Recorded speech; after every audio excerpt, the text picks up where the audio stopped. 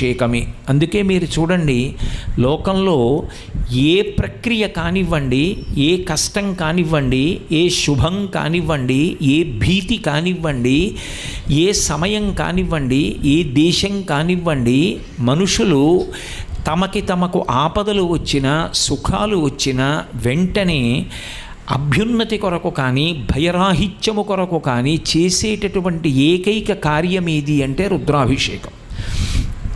పుట్టకూడిన నక్షత్రంలో బిడ్డ పుట్టాడు, రుద్రాభిషేకం చేసుకోండి. ఏమిటో ఈ మధ్య భయంగా ఉంటోంది, రుద్రాభిషేకం చేసుకోండి.